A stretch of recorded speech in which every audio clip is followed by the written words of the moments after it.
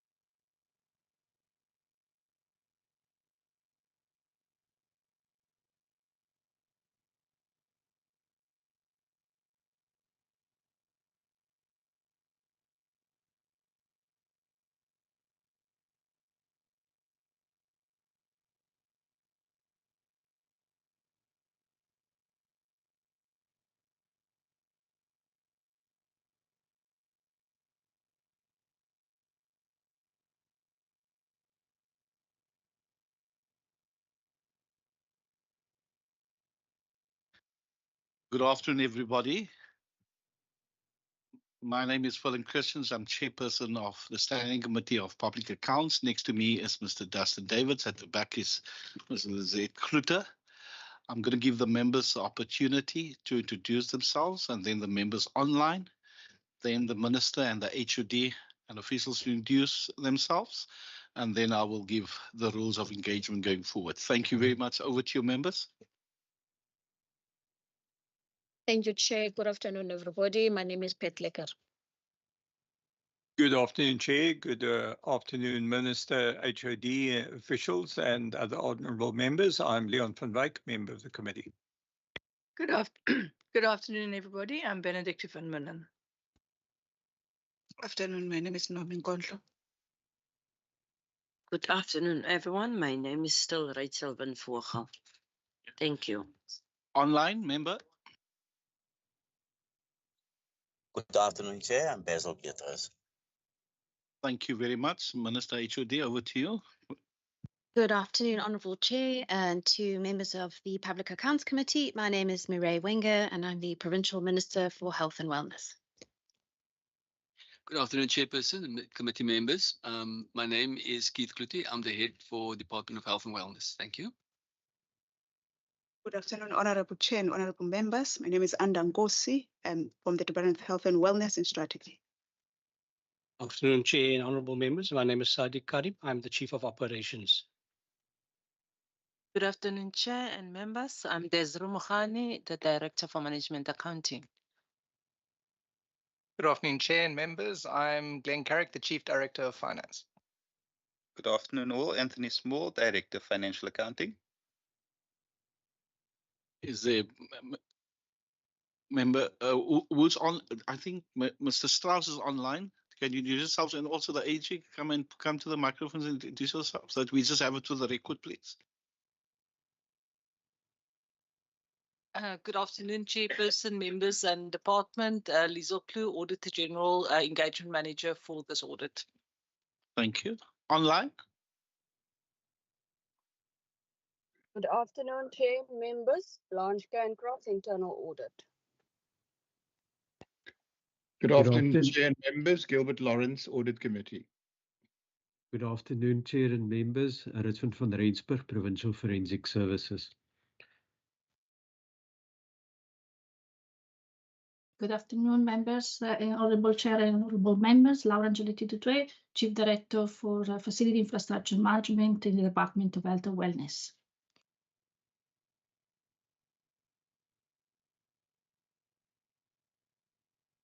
I think we're going to start. I don't hear Mr. Strauss. He introduced himself now when he did the presentation. Thank you very much for the introductions. Members, we're going to do it like we usually do it. We're going to give the Minister and HOD opportunity just to do some introductions. And then I allow 2 questions per member. And then if there's a follow-up, we'll do a follow-up. And if there's a following round, we'll do that. So we're going to stick to what we do in Scopa. So it's 2 questions per member. But I'm going to give to the Minister and the HOD for just introductory remarks. And then we will do straight into Part C. And that is from page 120 to 130. That's governance. Part E will jump in 182 to 194. That's PFMA compliance, and then the financials, Part F. So we'll do it in that sequence. Thank you very much, Minister. Over to you. Thank you very much, Mr. Chair. We're presenting the financials to the Public Accounts Committee for the 23-24 financial year. I'd like to express my gratitude to my predecessor, who was the Executive Authority for the year under review, and then to congratulate the department for its 6th consecutive clean audit, the only health department in the country to have achieved such an extraordinary feat, and congratulations. Thank you, Chairperson and members. My introductory comments, it's really on the back of having 6 clean audits and how much we appreciate the team of people within our department that is maintaining that. But secondly, also working in partnership with the Auditor General and the relationship that we've built over the years with the Auditor General. And finally, the very tight relationship we have with provincial forensic services. I meet with the chairperson and we meet quite regularly. And also the audit committee. After every audit committee, I have an engagement with the audit committee in terms of helping me as the accounting officer with the oversight role. So for the partners that we have in this space, my deepest gratitude as the accounting officer. I think there's something really important to note. We are part of a health sector in the country. The health sector itself, when it comes to audits, have a few difficulties when it comes to getting to the high standard of getting clean audits. The first one is disproportionate to other departments. The size and scale of supply chain is not comparable across other sectors compared to the health sector. And the second thing is the complexity of predetermined objectives is much more complex in this audit. You would have picked up as a committee that when we talk about indicators, all of a sudden we're talking about 86 targets instead of 5 or 10 in other sectors. And just on those two, I also want to commend our team because we've played a very significant role in the sector nationally. And we play a big enabling role and support role for the improvement of the performance overall. And Liesel, it was very good to see that the total sector role for the health sector. And we're extremely proud to be part of a health sector in the country that has shown this progression across our other departments. So we celebrate when we see that there's advances in KZN, there's advances in Northwest, because we're very much part of that ecosystem. And you'll see even some of the recommendations from the Auditor General is that we start playing a support role for Northern Cape and for Free State. So as part of the broader sector, we're extremely proud of being able to do this. We take this seriously, and it's not just for the sake of this. In the portfolio committee this morning, I said to the members, and that is where we almost align on the culture journeys between ourselves and the Auditor General. This is not only about making sure that you account for the money. It's about making sure that the citizen experience improves while you're doing, and we're impacting on the lives of people. So that's the commitment. We take it with humility, and in that light, we subject ourselves to the oversight of this committee. Thank you so much, Chairperson. Thank you very much, Minister. And HOD, know we had engagement with Auditor General, and they did say, challenged you actually, how do you take your department to the next level and what you are doing here, best practices, assist South Africa as a whole. So thank you and well done. That was conveyed to us by the Auditor General. Members, now I'm going to ask that we do governance. Is there hands for governance? Member Van Wyk, then Member Lekker, then Member Nkontlo. If there's, those are the hands. Member Van Wyk first. Thank you. Thanks, Chair.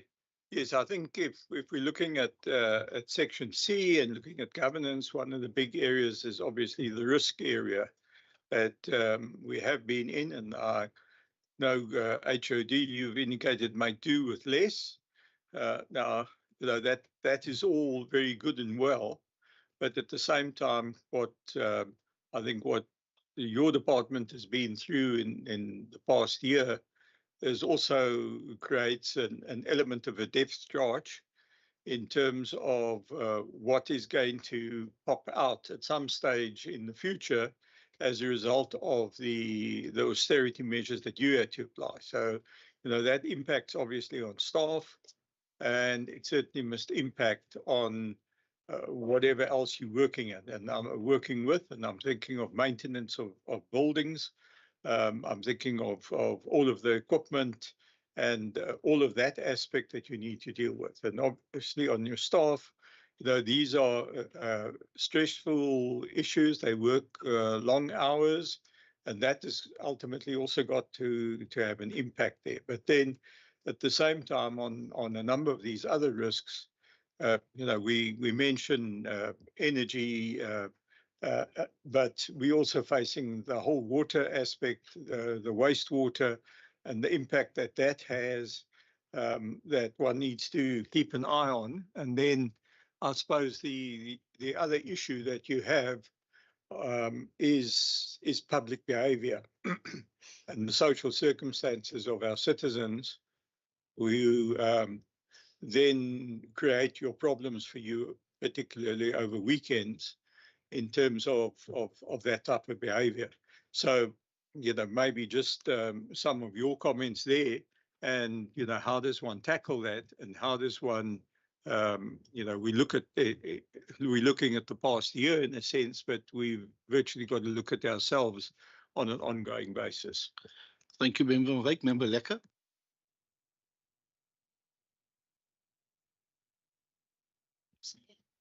Thank you. Chair, the question that I have is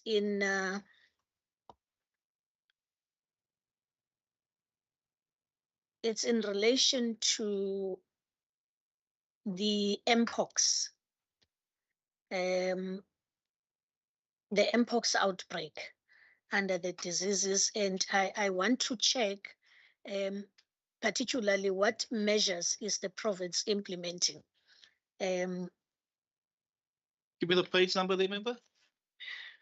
Tell you now. It's 121. Yes. In relation to what measures is the province implementing to enhance its readiness and respond to effectively strengthen the concerns, the infrastructure, and improve communication in ensuring that there is swift action to protect public. Thank you. Member Nkontlo. Thank you, Chairperson. Chair, can I go to page 122? Yes, 122. Yeah, on the forensic cases. I see there are new cases for 2023-24, whilst there are open cases of 2023. Perhaps can I ask the department to just shed more light about these cases and what's the fraud and corruption environment if one looks at there's number of cases that are still opened and others are new. And also, if you can give more detail about, I think, in your nature and investigation outcomes, I think you're just too general. So I'm not sure when you say one case of allegation, corruption, what does that mean? Who are involved in these cases? Are these officials in the department? What has happened to them? And in those cases where you say adverse findings, in another adverse finding with recommendations. I don't know what this means. Can we get more detail about this, Chair? Thanks. Thank you. Thank you. I'll go to my questions. Are you done, Member Nkontlo? Yes, Chair. Yeah, thank you. I'll go to mine. Page 121, I know that you have your risks. You're high, you're moderate. If you can just explain the 1, 2, 3, 4, 5 high, not the moderate and low, just those ones, the high ones. And I know that reading the report that you're on it and you have identified that, and the 12 strategic risk, if you can just elaborate on that. And then page 125, I see that you say that the top paragraph, you say that you have a handle on the controls because your irregular expenditure, but you say it's coming down. If you can just give us some of the control measures there. I think that is all for now. Minister and HOD, over to you.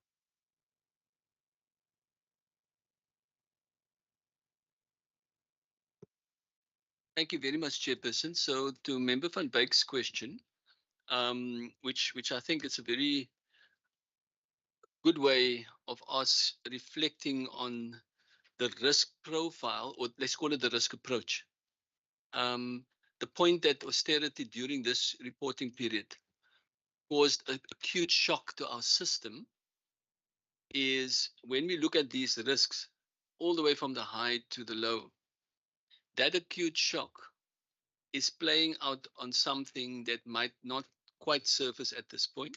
And in future years, like in this financial year or even future years, show up and come up. So it does speak to an approach to explain to you before we go to Member Christian's question of what our actually underlying risk approach is about. And we've actually in this reporting period, Chairperson, took a very specific decision as a senior management team And that is to say that we do not want to take the risk approach as just a perfunctionary function of our senior management team. We had a deliberation, and what we did is we said we need to be able to have our risk lens to be agile and flexible enough that we can pick as wide as possible emerging risks and know when it comes. But when a risk has been of high risk and we are mitigating it, we can also be able to say it's mitigated, we need to move it off our radar. So in that regard, our current management approach to this is we actually regard the high, the moderate, the low, and the emerging that's not quite on the surface as a picture that we look at all the time. So your comment is we have to look at what's happening at societal level, as discussed this morning in the standing committee, and that does become a big risk that worries us. The issue about social determinants, the issue about violence behavior, all of those things does become quite important. So with that in mind, Chairperson, what we do now is at any given time, our risk committee's job is to make sure that we do a rigorous evaluation of the risk. And the moment a risk is assigned as a high risk, we actually elevate that risk mitigation to our senior management team. So at the senior management team, it meets once a month. We have a risk owner, which is a senior manager. We have specific mitigation. And we then track on a monthly basis our impact in terms of it. And we actually have success over the last 10 to 12 months, where a risk has been successfully mitigated in the space of 6 or 7 months. We then say that the risk has been allocated, we make it moderate, and we move it off the radar of the senior manager. But it also allows this flexibility that any given time in assessment, a risk might go from low to moderate to high very quickly. But it allows us the space to elevate that with a trigger mechanism to be able to be on our radar and for us to assign. We believe that's it's quite a sophisticated way of doing risk management, and we are quite comfortable that our approach in that way sufficiently takes care of what you've said. So thank you for that, because our mind should be on future risk and how we mitigate across all the things that's coming our way. Member Lekker, just to say to you, one of those risks is disease outbreaks. And if there's something that we have done well, and I'm saying to you on disease outbreak, I can give you this example now. Because we had COVID, so we never let, it's probably a bad cliche, but let me put it to you this way. We don't let the risk go to waste, because the point is, out of COVID, we learned so much that when COVID receded, it is not as if we put COVID aside and we've learned nothing. What we learned out of that is to have heightened vigilance for any other potential outbreak. And since COVID, we have been able to quickly register. There's a problem with typhoid. The moment the first case comes, we work with the city, we contain it. There was rabies in seals. We pick up the rabies in seals, we contain. There was 2 or 3 diphtheria outbreaks in the last 2 weeks, in the last 12 months or so. But because we're so effective, it doesn't even register in the media anymore. It's just, we just respond to it. And it's part of our normal work that we respond in that way. And that brings me to Mpox. The Mpox in our situation was registered on the radar, picked it up. One case was actually registered here. One case was registered here, but it was actually somebody that was living in Gauteng. Another case was registered, which is because somebody was visited here, tested here. Person go back to Gauteng. We got the result. We let Gauteng know to contain. We then had one case, which is actually a local case. That person was immediately after detecting from the laboratory, isolated at house, followed up, completely recovered, no contacts, no further spread of that case. And it's just an illustration of how we actually have an oiled machine for this outbreak. So it's not only Mpox, it's everyone else. And the point is around Mpox is that the people that's most at risk for Mpox is people that are HIV positive and people that are not virally controlled, as we said this morning, Member Windvogel. So the biggest people at the risk is people with a high viral load. And that's why it's so important for us to know what it is that we contain and do that. So we've also on a readiness and alert that if it happens to be that there is other cases, we also have access to some stock of vaccination because it's very important. It's at the premium in the world, but we have some access. We've made sure that we have, just in case there is another case. So our preparedness is there. The big thing in that is that our system is with the laboratory system. So the moment a case is registered in the laboratory, there's an immediate trigger into our system and immediate response in terms of that. So it cuts across all outbreaks. Memon Kondlo is not here, but the issue that she's asking about, should I wait or how do we do it? Okay, thanks. Thank you, sir. So let's go to your question about the high risks. And specifically, I think the point you're making, because this is on our radar of our management team. High risk number one. And I think that's the point that we discussed at length at the Standing Committee this morning. This issue about our ability to mobilize the necessary financial, human, and other resources. We had in this reporting period that acute shock because of the budget shortfall and the austerity. What we've done, and we explained to the Standing Committee this morning, is we've used all internal provincial mechanisms with provincial treasury to not have a repeat of acute shocks from a finance perspective. So we want to have line of sight at least for 12 months. Our preference with provincial treasury is we say to them, we don't want line of sight only for 12 months. We want it 18 months, then we want it for 3 years, then we want it for 5 years, and we want even higher. And because we're doing that, we're pushing out the ability of a shock to just be visited on the system. Minister also reflected this morning that us together with Provincial Treasury has also had an engagement with National Treasury, and an intergovernmental dispute actually led to conciliation agreements, mediation agreements, where actually between National Treasury and Provincial Treasury, there's an agreement between us and them to smooth out to prevent these things from happening and to build in negotiation early on potential things that could destabilize the finances. But as I said, also in our sector, which is health, we're also playing a role to make sure that the sector becomes stable in terms of making the case over that. So that is what we do with risk number one. Our CFO, Simon Kay, personally owns the risk. Me and him together, I serve on a subcommittee of the 10 by 10, which is with the National Treasury and National Health. There's 3 HODs for health and 3 HODs for treasury from different provinces. I serve on that committee, and our job is to make sure that there's foresight and mitigating the financial risk across the outer years with National Treasury and other places. The second high risk, sir, is the unsafe care by community mental health facilities. Now, it is a big risk for us, and you can understand why that is. That is the life Esidimeni potential. And this is where a community setting, vulnerable people are housed in community organizations that should be licensed to have the skills to look after people that have intellectual disability. Now you can see immediately it becomes a big risk potentially. If somebody has a facility for intellectually disabled people and it becomes a money-making business and they neglect the care for the people in there.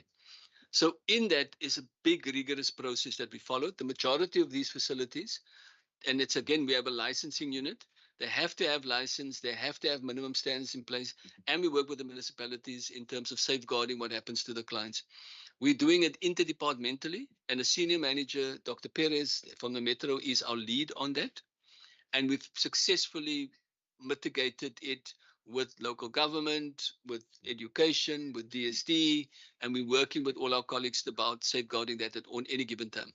The big thing with this one is our, let's call it our early warning system, which in a sense, I mean, I can touch wood, but would say that we have too many checks and balances built in for a life estimate ever to be to actually surface in the Western Cape.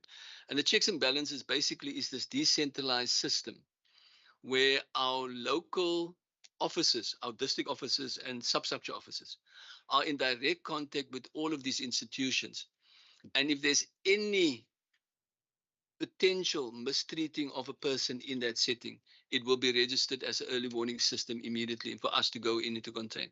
But it maintains big risks, and we pointed out to the previous minister and to Minister Wenger that the Mental Health Review Board is a very important adjunct in us. So again, we also have actually have 2 mental health review boards in this province. They're active, and they are actually appointed to make sure that the persons are also safeguarded. So it's not just us, it's the mental health review board, and they can go into any mental health institution, including these community-based ones, and go check whether the standard of care is there. And they actually are empowered to come to the minister and I and say, revoke the license, close the facility, because they've been empowered to be able to do those specific things. So that's risk number 2. The third high risk is climate change. Dr. Angeletti Dutoy, that's on the call. She is our risk champion. She's doing amazing things in terms of how we do our infrastructure. I mean, one of the probably the least known stories is when we opened Khayelitsha Hospital. She had the foresight to know that we actually want to environmentally treat the waste at Khayelitsha Hospital. It's the first hospital in South Africa that's actually getting the technology to be able to do that, so that we don't contribute to the footprint and all of that. But what they're also doing is we're planning now for carbon zero health facilities, in terms of how much we use. And then you can obviously understand with water and with the electricity crisis, we move towards green energy and all of that in the way that we operate.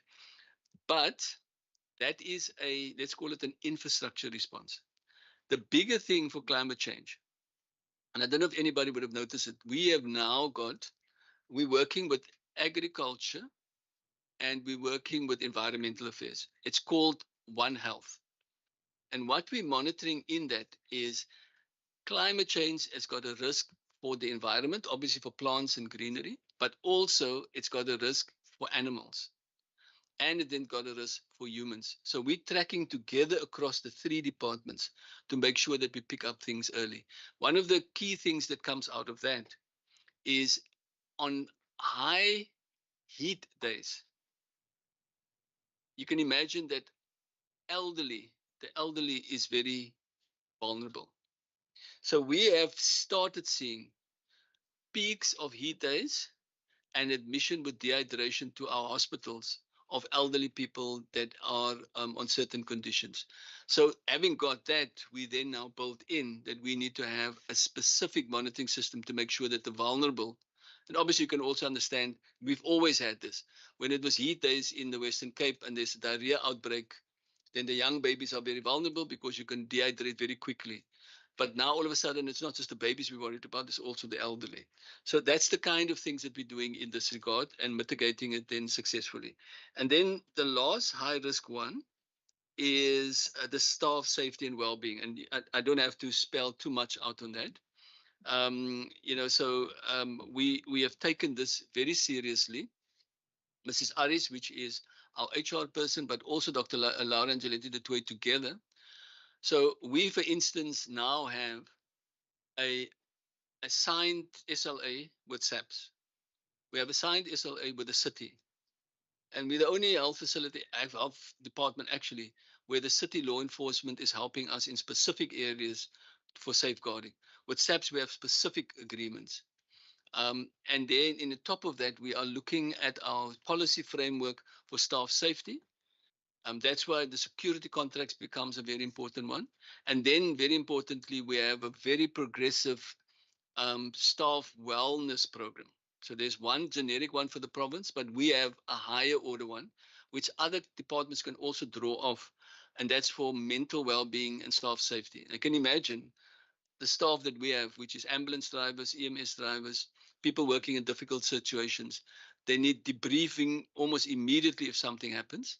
But at the same time, we also need to safeguard them and prevent things. So, Chairperson, I hope that has covered what you've got. And then on the top of page 125, we pride ourselves on having instituted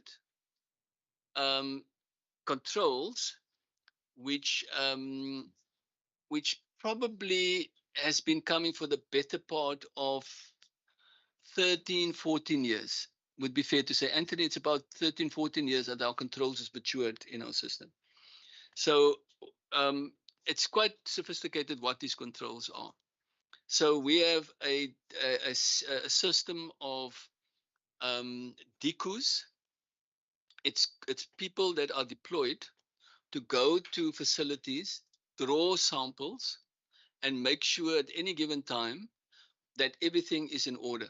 So it's almost like we're doing monthly checks towards quarterly reconciliation of a financial statement towards the annual engagement with the Auditor General. So those are the controls that the Auditor General picks up, and this is the same controls that we strengthen after every audit, because we go back with those teams and reinforce it. Anthony gives us at our Financial Monitoring Committee monthly an update of what he calls the compliance management compliance management instrument. and literally what we do is he says to us, I'm tracking irregular expenditure. These were the patterns. This is what's happening. This is our pattern. So we know now in this financial year what exactly our projection is for financial for irregular expenditure, and year on year it is decreasing. And that shows in the figures. Chairperson, I trust that suffices. And then member Just is the one, the last high risk you did not do the escalating. Oh, sorry, medical legal. Yeah. Sorry about that, sir. Yeah. Member Kola, we left your question when you were out, so the HOD will answer that. Okay, so let me come to medical legal, because even the Auditor General, as you can see, makes a comment about their transversal sector audit around medical legal things. And the story is with medical legal is, again, also we've invested in many years ago, and with somebody called David Bass. He was a specialist that came in, started the medical legal unit, and we've built on that. Now we have a medical legal unit in our department, but the unit is actually quite a unique unit, and the national department is now trying to benchmark on our unit, because the unit consists of members that is employed in our department, but it also has people in legal services, and it has people in the office of the state attorney. So it's in 3 different places. So it's one unit, but it's people placed in 3 different places. And what they've done is we have built in this very, I would call, early warning system, but also a risk mitigation strategy. So every new claim that's registered, there's an assessment, of a medical assessment of the claim upfront. And that's why medical specialists with their eyes is a very important one. The first thing they do is they look at the merits of the claim. And then the first thing is to set up negotiation with the claimant. If there is clear that there is a medical challenge that was that medical care was not sufficient and it resulted in the injury, and it's a clear-cut case, there is already negotiation from the outset to keep this out of legal processes and to have a settlement. And how to do the settlement is in the strictest possible way with the lowest possible layout of money. So then you save a whole lot of legal fees and all of that. And the way that we've also structured the payments has been something that's also been now part of a Supreme Court, because of what's happening in the Eastern Cape, to be able to do that. But the second thing that gives us advantage in is this medical team can immediately look and see whether there's a bogus, this is not a real claim. And they can see, is it, no, this thing is not. Actually, the whole thing that President reported on and the SIU reported on early in the year was on the basis of work that was done in the Western Cape something like 6-7 years ago. And actually, when the SIU came and did that, they did a thorough investigation in every province except the Western Cape because of the systems that we've had. So when the national minister reported on this, it was on the basis of the work of what our team has done. And it's on that basis where these bogus lawyers have been basically identified, and they've been blacklisted. And there's now probably SIU proper legal cases, criminal cases to be brought against those lawyers. So we, long and short, we have a very tight team, very tight system. We have a process of negotiation, understanding what we do, settling. And when we do go into court to defend, we have top medical experts that can defend the case all the way up to the Constitutional Court if need be, if it sets case law in relation to that. Thank you, Chairperson. So I'll go to Member Nkonhlu's questions. I think the point Member Nkonhlu is asking us is about the fraud and corruption. Yeah, it's these cases. So we have the detail, Member Nkonhlu, of the 5 new cases. Anthony, you got the detail there with you, right? Sorry, Glenn, you got the detail of the 5 new cases. You also have the detail of the 6 open cases at the end of March. But just to say that at the bottom, that is a summary of the closed cases, right? Which is the 7. And obviously, Menemekonto, these are broad comments, but we have individual detail of every single case, whether it is followed through with disciplinary action, whether it's lead to dismissal. We have all the detail. But I would like to ask Mr. Carrick just to reflect on the detail. Glenn, over to you. Yeah, thank you very much. Okay. So just to tie it together, at the start of this financial period, we had 8 open cases, and 6 of those were closed within that financial year, and the one was closed subsequently. So there's just one that's outstanding, and it's a bit of a complex matter. The PFS has a limited capacity to perform all these cases, so they do the best they can and did very well on getting all of these out. So where it says, okay, well, I'll start from the bottom because they're the best ones in terms of findings. So where it says we're finalized with no adverse findings, but with recommendations. So although there was a concern that fraud or corruption may have been involved, they were able to conclude that this was not the case. But they would have, in their workings, they may have spotted some control weaknesses and made recommendations to us, which we'll take under consideration and implement if we think it does add value. And obviously, in terms of budget constraints, we obviously take into account cost-benefit analysis. Case investigated with no adverse findings, no recommendations, so then all is good there. The case with the non-compliance that was substantiated, and non-compliance is simply the rules of the department were not followed. And in this case, a IPS event was opened on the system. Anthony will correct me, but we have actually, the updated system does not allow that anymore.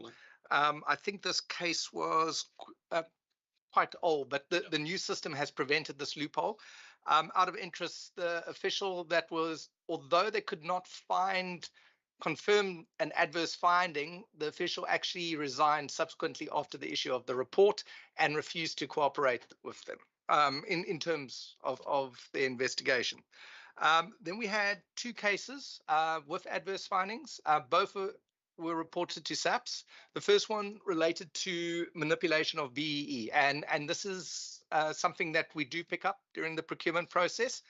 There is very little we can do about this other than report to, as in the case to SAPS and also the BEE Commission. We're not quite sure what the BEE Commission does with that, but in this case, the person had misrepresented their finding. They were applying a self-certification, and we question this because based on the business we do with them, we realized that they far exceeded the threshold. Which I think is at like 50 million or 30. I can't remember what the threshold was, but just based on the services they do with us. And we probably think they do services with other entities. We realized that was they couldn't apply the self-certification. Then the other case is in terms of the leaking of information. That disciplinary process is in progress at the moment. So once that has been finalized, then the department will act on other recommendations, whether it is a case of recovering funds where possible. And as mentioned, there was a report reported to SAPS. And then basically in respect of the new cases that have been reported, the majority of them relate in the procurement field, which is going to be expected with the size of the department. We have a 9 billion rand budget of goods and services. So we do get a lot of referrals. PFS, where they believe there is reason to look into it, they're bound to do that, and we cooperate fully. And I think, yes, all but one, there's one case that's open that's in terms of corruption, and that's the possible concern of selling of patient information, which is a very difficult thing to us to secure against, but we do our best to keep the patient records as confidential as possible. So I hope that answers your question. So just to add to that, so for Member Nkondlo, so what we have when we have this engagement with the Provincial Forensic Services, with Ruthven and his team, we go through each of these cases meticulously. I get a report on every single one, which sometimes run into 80, 70 pages. I read each one. And it's very clear, it's very detailed, it's very disciplined what the process is. So what we've been able to do over the 2 years is, like Glenn said, is the turnaround is much shorter now. So when we start a new case, we almost virtually every case gets closed in the financial year. So we're going into this financial year already knowing at our quarterly meeting the first 2 or 3 cases. And I have in front of me every single open case. We know exactly what's being investigated. We know when they ask us to uplift computers of staff members. I also have the detail of where staff members have had to be shown to be there's proof for this, that the disciplinary processes follow, and we've had staff dismissals based on this. So all the details is within my control as well. Thank you. Thank you. I'm going to allow for follow. I just, HOD, if you can just help me quickly with this.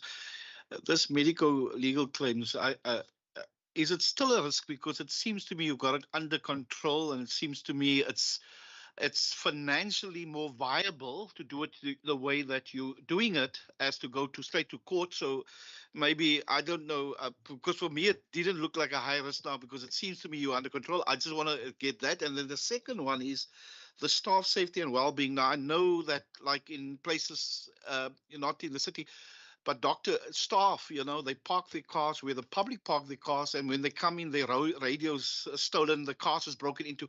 So I'm just talking about staff well-being, getting to the car, doctors being called out at late at night, and those stuff. Are going to the and they do it, but they're not protected. So I just want to know, is there a different way of doing things to protect your staff? Thank you. Thank you very much, Chairperson. 2 very good questions. On the first one, we're describing to you how we're mitigating it. The reason why the risks remain high is the source of the risk is not going away. So you must know that there are 3 things to it. It's the actual practice, which compromises care. So we've just painted to you an austerity measure. And the question that was asked by Member van Wyk is, because we've had austerity and we've had to cut back, potentially there will be more claims coming. So the source of the claim is very difficult to contain if we are under-resourced and we have lots of people working under pressure. The second thing is the data system. And you just heard from Glenn that one of the lucrative things that people have found in medical legal claims is to canvass staff inside our institution for them to sell medical records to what is called touts, to sell it on to the lawyers. Again, the whole Hawks investigation and the whole SIU investigation started in Vredendal when one of our doctors picked this up. And that guy was dismissed within the space of 2 months. But so this whole thing comes out of that. So all of those factors still makes the risk a high risk, because what we're doing is the third line. It's responding to all of those. The whole thing about medical legal risk, you only contain it if you've been able to go to the other 2 as well. And that's why it remains a high risk. I think your issue about staff safety is very well taken. And one of the difficulties that we have in smaller facilities where we are not able to give access to our own staff, all of them, to be in the facility, it is a significant risk.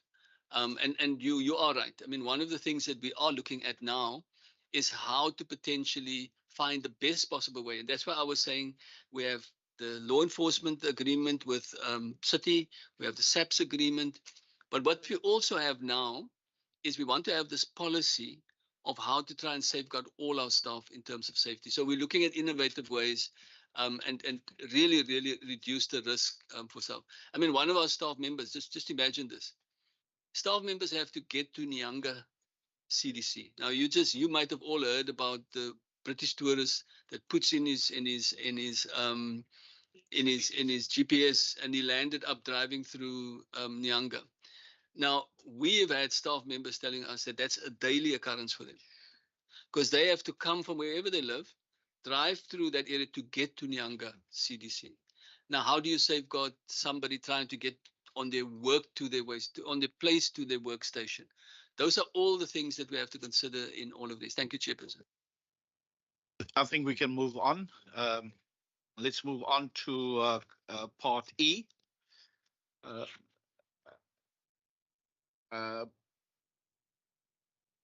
I'm going to throw out first.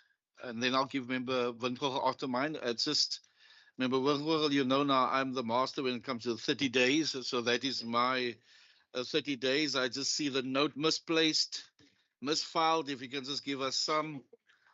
So every department, that is my one that I take. And then if you can just explain, I'm just thinking for the that is of course page 184. And then 193, I'm just looking at a service year maintenance contract has been extended, the second one from the bottom. But if I look at the amount you paid here, it's it's quite a substantial amount for the extension here. If you can just explain that. 193, the second one, maintenance contract of patient monitoring systems. Yeah. Is it the 193 in part E? Oh, second from the bottom. Sorry. Yeah, second from the bottom. And then the same one is also supply to delivery of fresh meat on 194. That is also significant if you look at it. Contract, original contract value, and then you have the value contract expansion variation. So those two, if you can just elaborate on that. Member Windhoek, you next. Thank you, Chairperson. Chair, my question is on page 183. Point of reference is the fruitless and wasteful expenditure, no recoverable or in written off. So I want to understand from the department, why was the fruitless and wasteful expenditure not recovered? And then on page 184, Chair, my question there is, what is the number of government vehicles that were damaged, and how did those damages occur?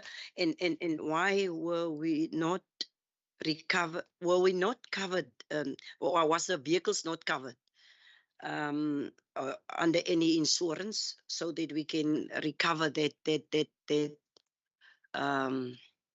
damage yeah. So in second of lastly, You must remember, I only give two. You're sorry. given your two. I don't go over two. You'll wait till this next round. I don't, because then it gives the department better opportunity to answer. So I'll get back to you for your second one. Okay. It is second. HOD. So thank you, sir. So I'm going to ask most of these questions that Glenn and Anthony just help us. But let me start with the 184. Because of you've said that the invoices paid within 30 days of agreed period. You say after 30 days. That's the one you're asking. Yep, one after 30 days. Yeah. Okay. So maybe Glenn, I know we track this very carefully. So I'll ask Mr. Carrick to deal with that one, but then also to deal with those two 193 and 94. And then the 183 fruitless and wasteful is a very short issue, but we can deal with that as well. Glenn, do you mind just taking most of those questions? Yeah. Okay. So I'll start with the 30-day payments. Now, we are a decentralized body, and the benefit of that is that it does speed things up. But in doing so, and due to the volumes that we have across the service and that, and if you take into account capacity constraints. So obviously, due to budgets, we've obviously had to reduce the support services as we've had to reduce clinical services. So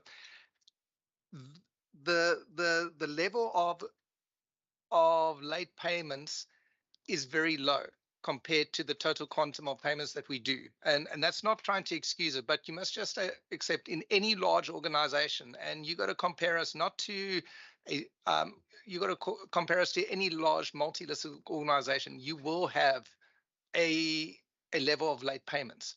We do monitor it. Where it is picked up on a monthly basis, the non-compliance report is filled.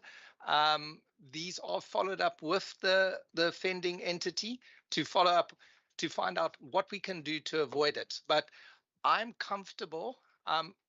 As I say, we do aim to pay everything within 30 days. And when you see that basically 94 to 95% of our invoices on average are paid. And if you also take into the value, I think the department is doing its best to comply with this regulation of Treasury. I hope that answers your question. If it were to get out of control, then obviously we would act on it. But we provide Dr. Klitter with a quarterly report. Yeah. And this is submitted to PT, who also will follow up with us if things do arise. Yes. And the AG is also looking at this area at the moment. Thanks, Glenn, for that's the first one. Then 193 and 194, which is about this variance between a contract and original contract by value of contract, current contract, expansion of or variation. Just the one of the maintenance contract for Philips on page 183 and the meat one for Tygerberg Hospital. Is there? Can you explain those two things? I won't be able to give you the details, so we'll have to provide it back to you. But if I had to just look at the first one, and I'm sorry, I'm just applying my accounting brain to it. Yeah, you take the original contract value and the expansion value, you get to roughly then 2.3 million. So then the value of the new contract at 2.4 million, that looks just like a reasonable inflationary increase, but we will follow up for you because you did raise it with us. As to the one at Tygerberg, yes, that is significant, and I would have to follow up with the director of financial accounting, director of finance at Tygerberg to understand it, to find out why there was such an expansion of that. So yeah, we'll have to get back to you on that one. We'll have to get back on that one. Department. Then 183, I think it's the issue about fruitless and wasteful. So if I read that correctly, Glenn, the opening balance was 30 million, right? And the question 30,000. 30,000, sorry. And the question from member Windvogel is what is less fruitless and wasteful expenditure not recoverable and written off is the 30 there. So maybe just explain that, because my understanding is that is written off. But you just explain what is in the middle of page 183. Yeah, so obviously it was brought forward, and we'll have to get back to you about the exact details. But when we do this, and Anthony and myself would assess something reported as fruitless and wasteful, and but by the strict rules that out there, it would tick the box of meeting fruitless and wasteful. But then we'll assess that was there actually malice involved, or was there really I'm struggling to get to the word, and normally under helps me out here, where the person has not applied or not performed their duties properly in this arising. Then we would consider are following the framework of saying to recover from the person. But now, once again, and I need the details of that, but to understand that the officials that are involved here, they are human. So mistakes are going to happen in the event, in certain events. So I'm confident that we would only have gone to write off this to say is not in the interest of the department, the cost benefit of it, and it's not in the interest of the harm that would be done to personnel, because then we're going to get into the position where people are going to be too scared to do stuff out of fear that they're going to be reprimanded for making honest mistakes. So I just wanted to explain to Member Windvogel is we brought an opening balance of 30,000. We actually examined it, worked it, and wrote it off. So the closing balance was 0. We cleared it, and that is what Glenn is explaining. We examined the circumstances, and a submission would have been sent to me. I would have cleared it because it's in my power, and we would have sent it to Treasury to say why I've cleared it, to explain to them exactly what Glenn is explaining. Yeah. So that is the 183, and then 184 for Member Windvogel. It was about the vehicles, the damage and losses of vehicles, which is the 1995, and then it's an issue about insurance and the position. Yeah, maybe you can answer all of those. Yeah. Yes. So we self-insure being government, and I mean now this in particular that happens with the amount of vehicles we have on the road, and particularly emergency vehicles that have to respond. Obviously, the sooner they get to a patient, the better. for a better outcome. So there is unfortunately a risk that we will have instances where our vehicles are damaged. Each of these are then assessed by the relevant body that they fall under. So if it was emergency medical services, it would eventually go up to the sector manager to assess. There will be a hearing of sorts to determine whether it is in the interest to recover funds. But harping back to my previous point, what our EMS officials do and the areas they have to go to and the speed they have to operate, it's to be expected that this is a necessary evil and a cost of doing the business that we do in responding to emergencies. So again, we don't have insurance. Yeah. Yeah. No. Yeah. Government. Yeah. Thank you very much, HOD. HOD, just a follow-up, but I mean, 184, the 30 days after the agreed paid period. All that I'm saying, this is a public document, and if I read misfiled, misplaced, and unrecorded invoices, inadequate budget, and cash flow, that doesn't give a good reading. I don't care how big the department is, because education's got the same problem. I'm talking about a layman in the street getting this document. It's not a good reading. So I said to the other departments, rather give a better definition. So when somebody, I have the opportunity, the members have the opportunity to ask questions, not the member of the public. You understand? So I'm just saying maybe you can word it better and not this way. Okay, thank you. HOD, we're going to move on. We're going to move on to the financials, members. Open for questions, members, for the financials. Member Van Wyk, Member Van Vogel, and then Member Lekker, and then I'll take the next one of that. Member Van Wyk, over to you.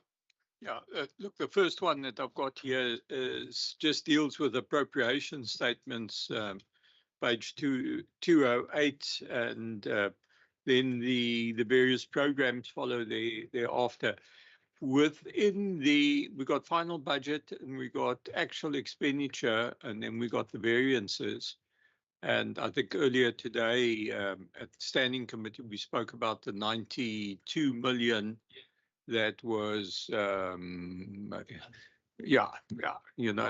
was underspent, the half a day story. If we look within that, we got goods and services where we had, call it an expenditure was higher than budget of 104 million, and then machinery and equipment was 32 million. Just to get clarification of that, I guess there's probably some pricing issues that sit within that. So that was my query there on in that area, and I'll sort of try and track down the other ones a bit later on. Thank you, Member Van Vogel. Mine is still on page 184, Chair. Is it possible that the department can explain to me when they refer to redundant stock and then CMD and HIV and AIDS? Can they provide more clarity of details when it comes to those redundant stock? Thanks, Chair. Member, when we're done with the section, we're done with it. You must stop me if I say we move on, because I don't want to confuse that. So when I say we move on, you say, Chair, I'm not done yet. I've got a question on that page. Member? So I'm going to allow that, but otherwise we're moving, when I'm done with the section, I move to the next section. So that is how we operate. Oh, my apologies, Chair, No because problem. you told me that you will give me another chance with my last question. So it's my fault, okay? HOD, just do that, and before we get to the financials, thank you. So I think redundant stock is quite interesting, and it's an easy thing to answer. So what has happened because of COVID?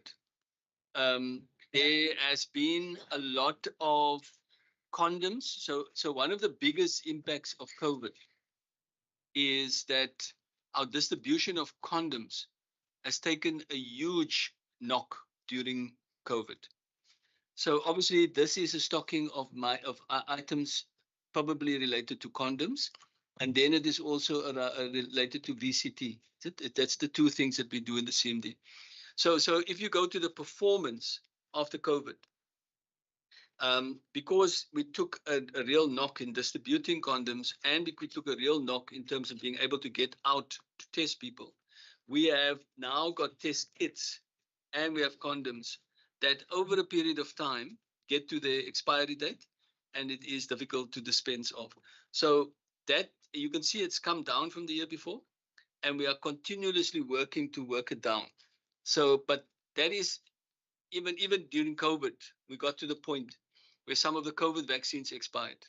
And it's part of running an operation as big as ours that there will be some redundant stock that then becomes expired, and we then have to deal with it accordingly. But because of HIV specifically, it is because of the programmatic uptake that was it was not predicted that we will have this massive drop.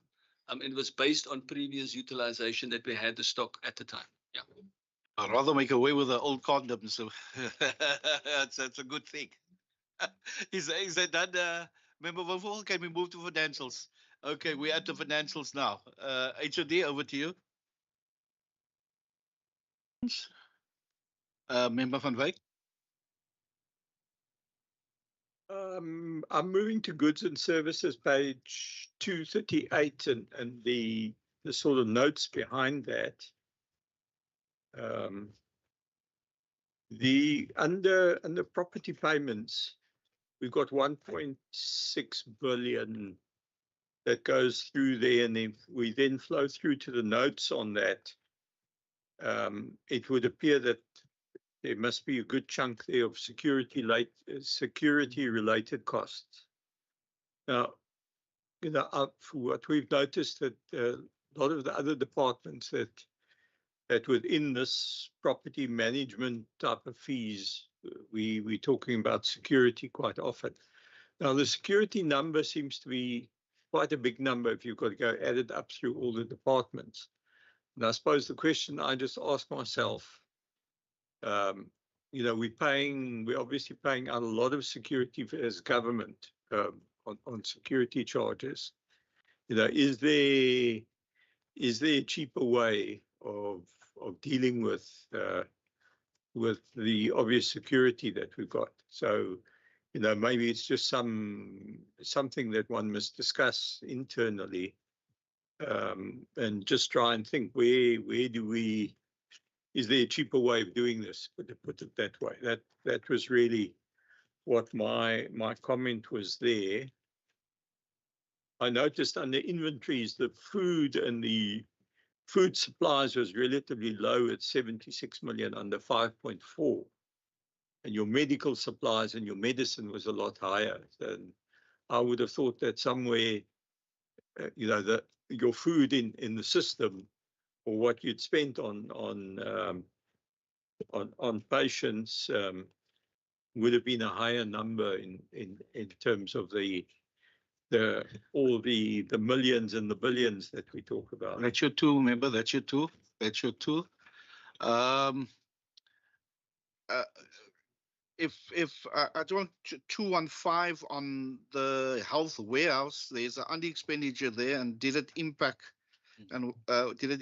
that under expenditure of the health warehouse, and what's the function of that warehouse? 215 numbers, the sub-program 6 health warehouse. Yeah. Member Lekker, and then Member Petrus after that. Member Lekker. Thank you, Chair. My question, Chair, is on page 250 under the note on medical legal claims. I want to understand, Chair, there's 298 cases. Is it matters that is active? What has been done about those matters? And what lessons have we learned on those issues, and how can we improve on that? Lastly, Chair, on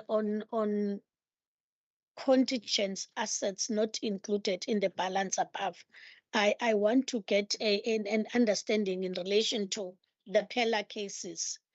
The page? 251. 251. I'm just helping the HOD. 18.2. On the Pella cases, how far are we in addressing those And maybe just for a matter of information, are these include some of the cases where healthcare workers are attacked or robbed, and what additional support do we give to them if they are part of this pillar application? Thank you very much. Member Petrus? Yes, Chairperson, did we pass 229, page 229? Oh, member, we didn't ask that. Oh, it's about that unspent amount, Chairperson, of I think it's non-profit institutions. Page is at 229, because it's not 229. Give us the page, member. Yeah, that's definitions on 229. No, the page is with me, 229, Chairperson. I think it's paragraph. It's non-profit institutions, Chairperson. That's not 229. Is the electronic and the different? Just check. We'll just check, Member Petrus, that we just give the HOD and the department opportunity to do that. Thank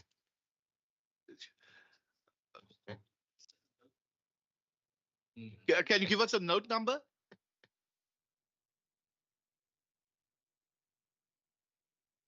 Okay, HOD, I'm going to let you answer the questions, then Member Petrus can just help us after that with a note. Okay, HOD, over to you. Much, sir.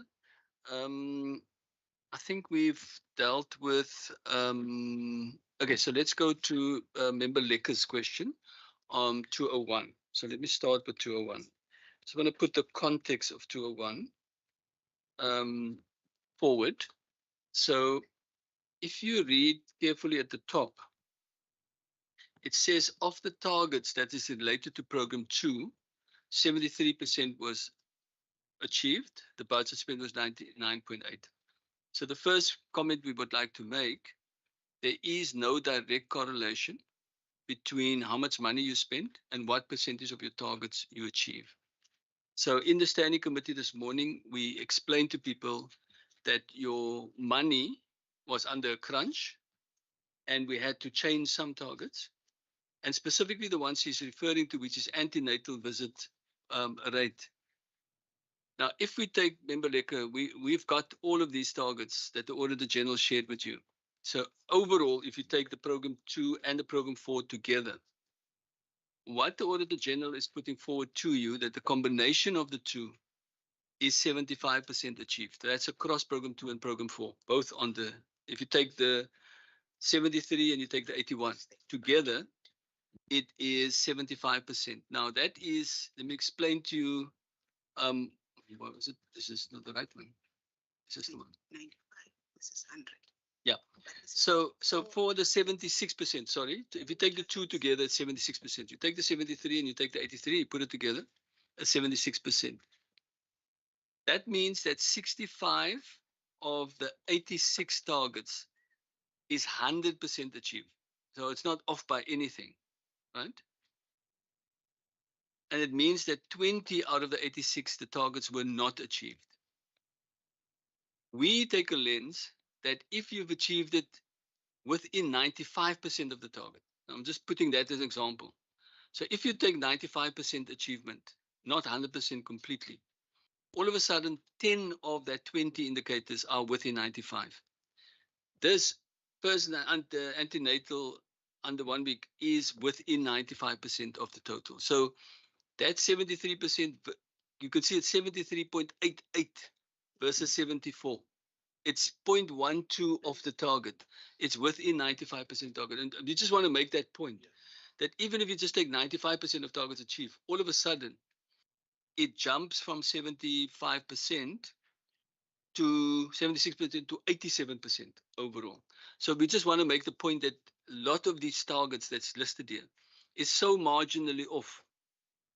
It's almost like negligible in terms of, because we take 95% in terms of that. And therefore, for us, we are very comfortable, obviously, that we would like all our targets achieved. But in terms of the direct correlation between the two, there's no correlation. But we obviously take it seriously. We adjust the targets. And when you're asking us, what are we putting in place to do all of this? We are putting stuff in place to mitigate all of these ones that's not been achieved. So I hope that answers that question.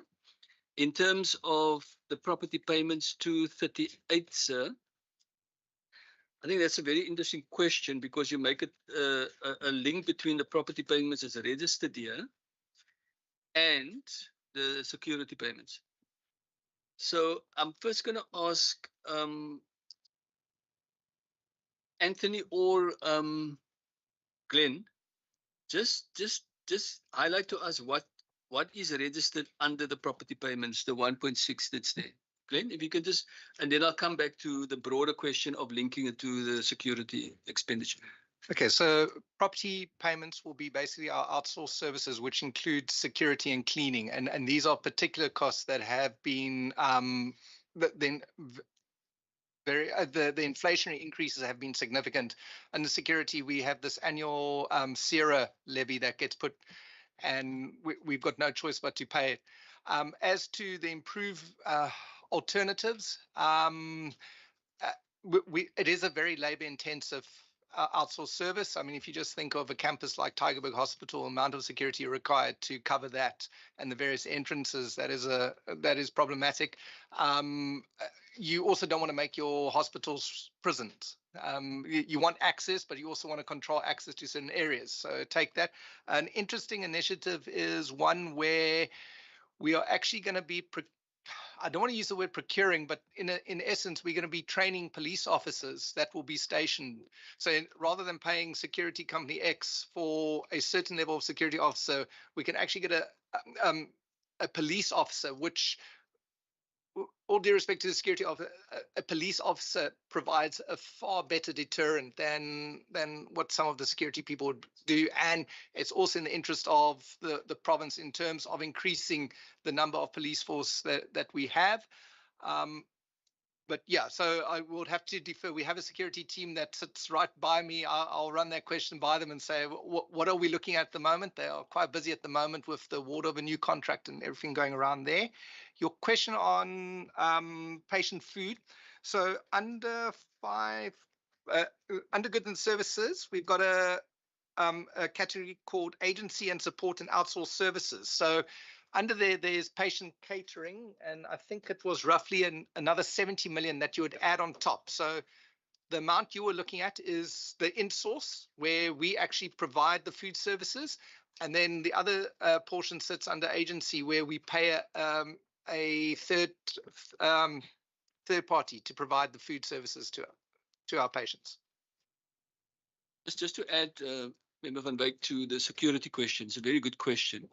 And we have been looking at this. So I previously mentioned as part of our risk that we're doing the agreement with SAPS and the agreement with law enforcement. So what Glenn is referring to is us agreeing with City of Cape Town that we potentially get an additional law enforcement officer rather than do the security light. You know, that's just the kind of things that we're exploring. So we're looking at different ways of working with this, especially if a law enforcement officer can then be deployed almost in a hotspot area and then look at what happens in that area, and having more powers than a security officer by that nature. But I think the bigger question you're asking is that across Western Cape government, we're spending significant amount transversely on security. And each one is sitting with specific difficulties. Now, the entity or the department that's charged with oversight for that is police oversight and community safety. And in a lot of these things, we work with them. But I think there is a bigger conversation to be had about innovative security solutions that we across government could then do in precincts and across, so that is something that we should take up with the Department of Police Oversight and Community Safety. So thank you for that, Chairperson. So I think your question is asked. The 215, it's a very interesting issue that we would like to explain to you on 215. And that is the health warehouse. So the health warehouse here is the final budget is there. What is the variation expenditure of that? So Glenn, can you explain where the health warehouse was before? And just before Glenn explains the finances, the health warehouse has been a fantastic initiative in our ZCOS. So we've had non-pharmaceutical issues sitting in the CMD, and that was giving supplies to facilities as part of the CMD. Then came COVID, and we had to order all these PPEs, and we ran out of space to place all the PPEs because it was such a big. And then we make a decision as a senior management team to move all our non-pharmaceutical issues into one warehouse, which is like a supply chain logistics warehouse. That is currently on the Tygerberg Hospital premises. And obviously, we've had to sort out the accounting practices around the warehouse. And Glenn can now explain to you what the finances is that you're reading in that line around this warehouse. Glenn, over to you. Yes, so following on from what Dr. Klitter said, so this was born out of the COVID. So as I say, don't let a good crisis go to waste. And it just made sense to have our Cape Medical Depot focus on pharmaceuticals and then have a separate warehouse focusing purely on non-farm items. It is still in the process, and particularly I'm speaking under correction, but it was implemented, I think, towards the end of 22-23, and 23-24 it was still being brought up to its full operational level. And so that saving, in essence, unfortunately, we used to have the sub programs, which would have been helpful, but I'm almost certain that it is the staffing of it, and if I recall, it was also and sorry, there's a lot of detail, but I'm an accountant. It was a crane or something to lift that they weren't able to procure, and I think that's all happened in this financial period. But it was basically the operationalization of it that accounts for that. So I can just explain that part. I mean, Glenn is right. So because we were bringing it up to speed, the variance you see is our trying to catch up with getting the appropriate staffing numbers in the place. So when we hit 24, 25, we're now at the right staffing, and you will see a different variance. That's a like almost like a year one stabilization for the warehouse. And that's why you see the variance in terms of that. So page 250 goes to the medical legal. And I tried to explain, remember, Leka, I did explain this previously under the risk, but I'll just repeat to you. So if you read that carefully, there's 401 active cases at year end. So I think, remember, Chairperson, that's what I tried to explain to you. It assessed 298 of these as having poor merits and therefore did not provide for them under contingency. So the remaining 108 has strong merits and have provided under provisions. Note that not all of the 200 necessarily have poor merits, but so the issue here is we look at all of those cases on hand. We have a subdivision of them. Which has merits? If it's merits, we go and we negotiate for a settlement and we do that. Then we say others doesn't necessarily have merits. We don't quite put them there yet. We still need to check and fees them out. So that's the system that I tried to explain. And what you're seeing here is the 103 has strong merits, right? And 97% of those cases and 6 as payables respectively is the financial terms of saying, now we've made a decision. How are we going to move them? And we don't all pay them all in one go. That was the whole point. We almost stagger the payments so that we actually smooth out the budgeting and the cash flow accordingly. But that's the 103. The rest is still, let's call it undifferentiated. And then it still need to be processed. So I hope that answers the question of Member Lekker. And then the last one, P251, was about pillar cases. And the pillar cases, let me ask you the latter part of the pillar cases. If I remember this correctly, we were going through just help me, Glenn or Des or somebody. I know there was an issue about the provider doing the pillar cases. So it was about who is contracted to do the pillar cases.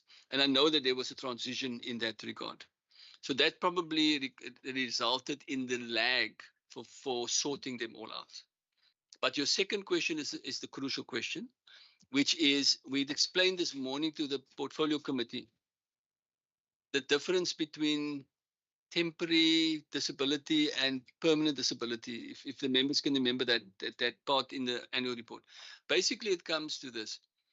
If somebody has been off work for 14 days and there's merit and they can, they're off work, we then say that's temporary disability because of a work-related thing. Now, we have to register, if it is an episode or an incident that happened to you on work, we register that with COIDA, right?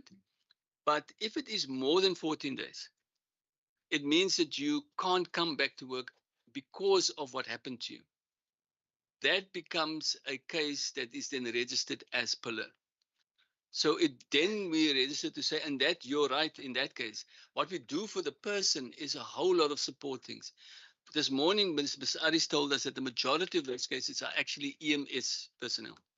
So this is the traumatic events that happen to them, and they can't come back within 14 days. We have a staff employment wellness program that provides that support to all of them. So obviously we care for all our staff. Some of them even get placed if they can come back into different and lighter working conditions. But in most cases, it is support and processing their retirement due to ill health. And that is what all of this underlies. Thank you, Chairperson. Thank you, Member Peters. Your question is on 219 NPOZ. Is that we located it? I'm covered, Chairperson. Thank you. Thank you. Okay, you covered. Okay. Thank you. He's covered. Let's go on. Let's continue. Member Lekker, 2 for you and then 2 for me. How's that? Perfect, Chair. Chair, on 245 on advances paid, which are related to GMT. I want to ask, Chair. Luckily, we have accountants within us. I want to ask, is this a standard procedure to pay for assets that you don't have in your possession? And how do you then report on it when it comes to auditing? Because I'm trying to check, you're dealing with plans and implementation thereof, but that particular asset is not there yet. What's the best practice, or how do we do it? And then, Chair, page 247, on uneconomical to recover. You know, Chair, when you're dealing with the public purse, it can be a 2 cents, it can be a 1 rand, it can be 10,000. All we want to know is what processes have been followed before you can say it is uneconomical to recover. And if you come to such in future, how do you mitigate so that you don't become a liability and unable to thoroughly account for funds paid to? Thank you, Chair. Thank you very much. Let me just throw in my 2 quickly. Maybe if the department can just explain. 242, debt written off at 6.2. It is salary overpayments and also supplier debt, 6.2. And then I just want to know note 23, 3. The Auditor General mentioned that 123.3 about page number 255. It's about departmental revenue was significantly impaired. The impairment allowance amounted to 394 million. Is there other questions, members? Member Lekker, do you have more? Then I can throw in more. I'll throw in more, then we call it a day. And then just help me to understand page 253. the provision for the MEC, the gratuity. There was liabilities prior period error relating to the provision exit gratuity owing to Minister Mambombo. And I'll just park it there. I'll see if I got one or two more, but over to you, HOD.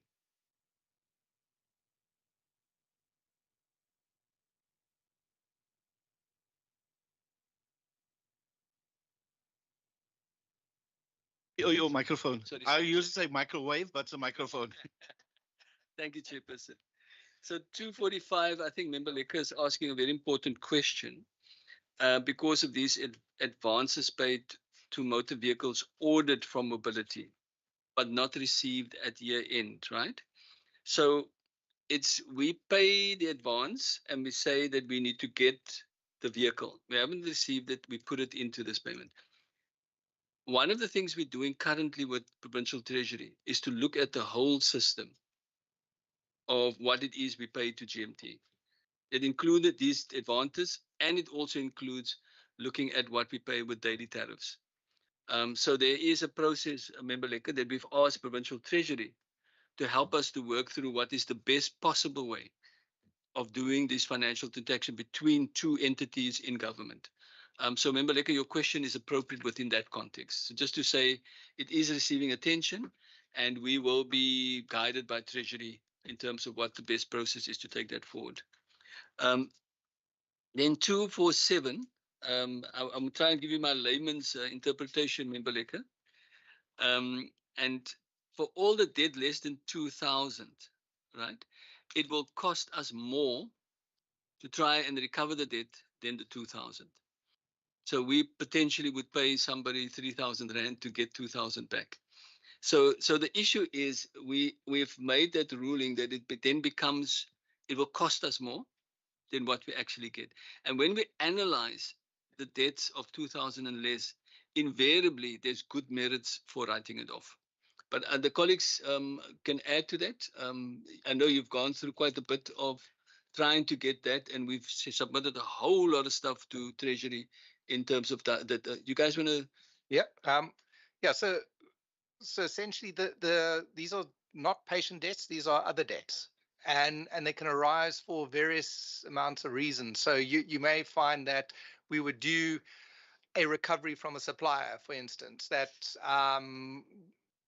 through the process we picked up that they owed us, we would do a credit and we would raise that debt, but then it's so small in terms of not only the fee that we would have to pay to a debt collector, but actually the fee that the time that it requires our personnel to spend on that, it becomes uneconomical. And that, I'm speaking under correction, but that threshold is actually a set, we did not set it, is actually set by the Treasury itself to follow. And it is certainly, and if you just take the rate of your standard administrative clerk, but you need someone, a senior state accountant on that. If you take the time and equate the time they'll spend on trying to recover that, that's where the uneconomical come. It's not because we are trying to be frivolous with our money, but there also comes cost benefit that you'd rather have that person doing what we pay for them, where we can get a more reasonable outcome. And sorry, just Dr. Clissy, if you don't mind, just on the explanation of the advances paid, just a further understanding of that is those advances when we're increasing our fleet. So say we decide we need an additional ambulance. I mean, you must understand, your question is, why are we paying up front? So they've got to go source that type of vehicle. GMT then gets it, and then they pay someone to convert it into an ambulance. Now, there's no one that's going to do that for us without having some money up front, you can imagine. And that's the reason why that happens. As soon as that vehicle comes into our fleet, we then expense, the amount is then realized, and it becomes an asset that falls on our asset register. So that's it. On our existing fleet, what Dr. Clittle was referring to, the daily tariffs that we pay for the vehicles, that is currently a joint project by the Western Cape government that's under assessment. I don't want to say under investigation, it's under assessment and review at the moment. So So Yeah. if can I also add, Dr. Klutin? So on the vehicles, we are appropriated the funds, not GMT. So they acting as an agent, they don't get the money. So we are responsible for transferring that money. So it's not like a company that must procure an item and supply to us. It's another government entity who has not been appropriate that money. So they won't necessarily have it. With regards to note 11.4, remember that's an impairment calculation. So it's not the actual write-off. So this is what we're saying we expect to write off in the next financial year. A portion of that relates to the debts under 2,000, where we're saying it's uneconomical. So it might be a 200 rand, it can be a 300. We're just saying anything under 2,000 is uneconomical. And then the remainder would be any other of the other types of debt you see in the note, where we go through rigorous processes, we go to debt collecting agencies, all those things. We explore all our avenues before we write off. But that portion that you're specifically looking at is what we expect to write off, specifically relating to these types of debt categories we have in this note. Thank you. So thank you very much, Anthony. So the next question is then debts written off by the chairperson. I think, Chairperson, you were referring mainly to 6.2, or have you been referring to? Yeah, so it's the nature of the debts. And I think Anthony just started explaining all of those. Anthony, do you want to add anything to the debts written off there on page? Yeah. What you started going into that? Yeah. Yes. So the question is specifically on medical debt and supplier debt. So Yes, the medical bursaries are those again. So we continuously relooking the recoverability. Remember, these are people that bursaries have been awarded and they're not necessarily working. So the possibility of recovery, you don't want to put that person under an unnecessary strain. So again, we go through the necessary processes in terms of the debt collecting policy, but most of these conclusions, and it's cases more than a year, more than 2 years old, that we look at, it's irrecoverable. And once we've gone through all the process, only then we go to the write-off. With regard to the supplier debt, that relates to many instances where we have a contract with a company, they can't supply, and then we have to go to a different company to source, and the difference then the company is held liable for. And many instances, we go through all the debt collection policies, and these companies either close down and they're unable, and only at that point do because we explore all our avenues. If we have current business with them, we would then deduct, we would set off the debt. So these are the genuine cases where they are unable to pay us, and we would then go, that's why the amount is so low. We would have gone through all the options. Just to go to 255, which is, I must be honest, Chairperson, you were a bit fast for me. If people can recall what you said about something about impaired, it's the estimate of impairment of accrued. Is that the one? Yeah, the estimate of impairment of accrued departmental revenue. That's the one. Yeah, so. The AG raised it as a material impairment, note 23.3. Yes. Yeah. And then the explanation is at the bottom. Yes. So maybe just because you guys have been working with this, Glenn, if you can just talk about this specific one. Yeah. 394. Yeah. So once again, this is an impairment, so we haven't written it off. So any organization, they will look at their debtors and say, okay, assess.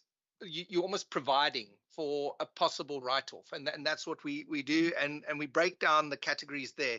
Now, it is particularly high, and the one figure there is mentioned with the road accident fund, which has become problematic. To give you a flavor, we've received 9 million rand this year from them, and it relates to 4 years ago. It is something that I personally, the time we spending on this, trying to rectify it, Desiree we've just come out of a meeting with the local office. It's something we need to revisit the model. In total, I calculated about 2-3 years ago, all our provinces, we got 2 billion out of the 54 billion that the road accident fund paid out. We are small fry. They are not actually interested in us. I would actually like that money top sliced out of their budget, and we find another mechanism, because we've got no choice but to treat a road accident vehicle patient, and then to struggle for 2-3 years to try to get this money out of the road accident fund, and be painted with the same brush as a certain type of lawyer that's trying to chase money. That's not us, and so it is quite a sensitive issue with us, and we're spending a lot of time on it, and it accounts for 260, so the majority of that money. Individual debt. Now, if you look at the means test, the majority of our patients that we are unfunded, and they are bordering on the below the minimum wage. So these cases, they have serious medical interventions, and then there's no way you can expect someone that's earning like 2,000, 3,000 rand to afford to pay 100,000, 200,000 rand debt. So it is unfortunate consequence. Our mandate is to provide health services to everyone, and a lot of these individuals cannot afford it. And so that provision will more than likely materialize once we reach a certain point. Debt older, medical aid debt, I mean, that's pretty impressive. And that's the one area that we're very excited about, and got quite a few initiatives, great relationships with the medical aid providers. We've got to keep the balance in our patients. We can't chase money. But what we're trying to do is increase our recoveries from medical aids, and also look at areas where possibly we can grow. In growing there, the idea would be to provide a high costing service that the private sector offers. But from that money, that will then enable us to also treat our indigent patients and patients that can't afford that. So it is a balancing act there, but it is one area where if we can, the more revenue we recover, that makes more money available to treat other patients. Thank you very much, Glenn. And then the last question had to do, and that is page 253. Yeah, that is the liability for the exit gratuity owing to Minister Mbombo. So I know you guys have been busy with that. So anyone wants to explain it? So at the start of each reporting period, we are provided with a number. And I think simply what happened was what we provided for was either adjusted late or and it's simply at the end, when a minister's period, when they're no longer going to be the serving minister for that department, this gratuity gets payable. I would have to try and figure out exactly what it is, but I imagine it's a timing issue. You can see in No Excuses, this is a complex document. It is a massive document. And we focus on, there's certain critical areas that we do focus on that can trip us up. With the AG watching over us there. So far we've done well with the clean orders. But yeah, this is, I imagine it's just a timing issue, but out of interest, we will look into it. So. Thank you, HOD. Just two things. I don't know how we're going to get it. How you're going to get it right with it when we look at individual debt, because there's people that cannot afford. I don't know how you're going to, because there's a mean test and all of that, but still you have this outstanding figure. I cannot understand government departments owing that. I mean, that we can't explain. But I know something need to be done with people. You know, you said here, due to unaffordability, and that is really the case. You know, people is going through hard times, and maybe you will have to maybe look at that. You know, so I'm just saying that that's why I've mentioned it, because otherwise you will always have this. But it's people that cannot afford. What do you pay your medical fees or buy a bread first? What do? You know, and that is just the stark reality that we're in. Just maybe one question. I see your foreign travel went quite up significantly. The foreign travel on 241. If you can explain, HOD, maybe you can also explain this. It's just something else. A few years ago, there was a pilot, I think, if people can remember, a pilot at Tygerberg, where you had a ward, I think, a ward that was people could come with medical aid to that ward to, you know, to get more revenue, because people look at, I'm getting the same service here as I get in a private hospital. I don't know if that is still the case, but that was a pilot a couple of years ago in order to get more revenue in. So if you can maybe elaborate on that and how's that going? Because I think that was a great initiative, you know, to bolster up some finances that the hospital because I heard this morning, I mean, you know, you just have a member Winbugo is talking about the smell and all of that, and you talk about the drain, you know, and those type of things.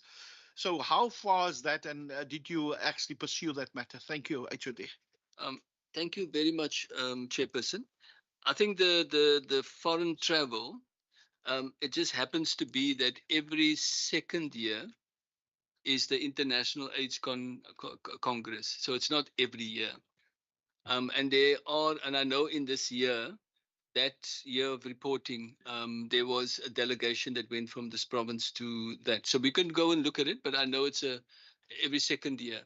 And it's very few trips that we fund out of our own budget for foreign travel. Most of us that go overseas is fully funded.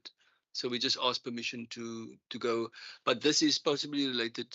So Anthony, sorry, Anthony, I might have misplaced my. Okay, Anthony. So- No, you're right. So it relates to, we had the nurses conference in Canada. So 3 officials went over. So obviously then the Canadian dollar. So it shot up that figure. So the majority of that figure relates to that conference in Canada. So there was also a decision that we took. Besides the AIDS conference, it is that when the nursing conference comes, we've made a management decision. That's the one conference we ask doctors to find their own money. When the nurses come, we subsidize. And that was a management decision we took a few years ago. And then I'm going to ask Dr. Karim, actually, he's been quietly observing, that this last question is a question that he loves, but he's going to do it in a very short time.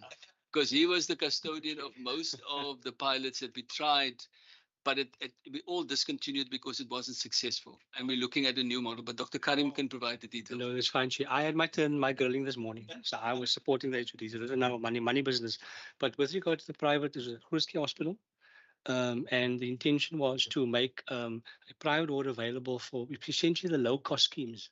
So these are like the Golden Arrow bus schemes and those type of schemes where the members can't really afford the private hospital, but they have some sort of medical aid. But if we weighed up the costs of providing the service versus the income coming in, again, we had to make the call, like Glenn was explaining about whether it was actually a cost benefit to us. And so we stopped that project. But we do have in the pipeline some other projects now talking with the private sector, and with that being part of our development of universal health coverage. So we've re-engaged the private sector in the last year or two. And so there's some exciting private sector projects that's in the pipeline. But I think that's the short answer, I guess. So just to give you the assurance, Chairperson, you heard from Glenn that what we've done is because we've built up this relationship with medical aids. That's why that number of debt to medical aids going down. We've got a relationship with medical aids that it becomes so easy to claim, and we have worked very well with him. What we would like to do is link any project that we would have with medical aid benefit into our system. So that is what Glenn is actually putting forward. And we've known that 2 or 3 medical schemes have come to us and say, we actually advise our members that you are the preferred provider for your members. Now, that's the point. That member is competing with everybody else currently from the private sector to say, go to the Western Cape, you compete with the public, and you don't have any special preference, but we pay the Western Cape for giving you care.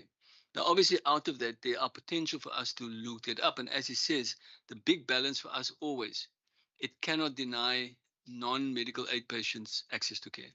That has to be a non-negotiable. Yeah. Is one of the initiatives the grand Tygerberg Hospital that will be completed in 2032 that you are going to have something like it, because I believe it's a multi-billion rand business hospital, and also it is state of the art. So is that the type of thing that you're looking at? Thank you. So but I'll be labeling the point, Chairperson. It's a very interesting field on highly specialized care. So this is the kind of care that you get at Grootske and Tygerberg. The actual thing is that highly specialized care is actually not rendered in the private sector. And we actually, our biggest return of medical aid payments is public, it's medical aid patients going to the public sector to get that highly specialized care. So that already is built into our system. So that Tygerberg Hospital will be state of the art, will get that high end services, but already that services is not on offer in the publics in the private sector. So obviously we will leverage that as well in terms of that. Thank you.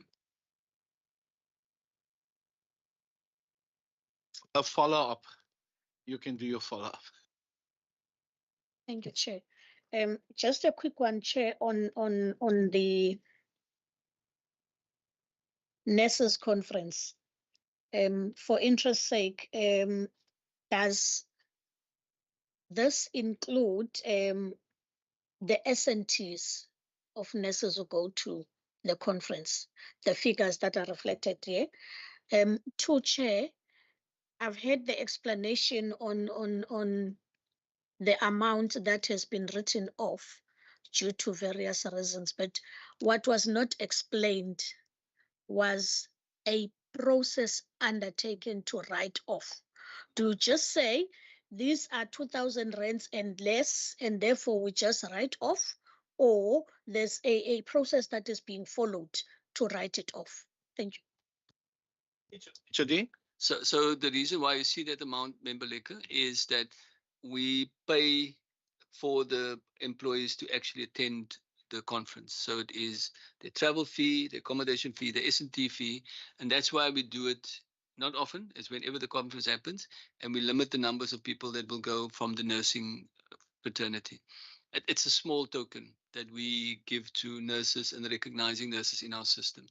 The second question is, Anthony tried to explain, when we get to this point, it's the end of a long process. So even in that note that you referred to now, we're not even close to that end.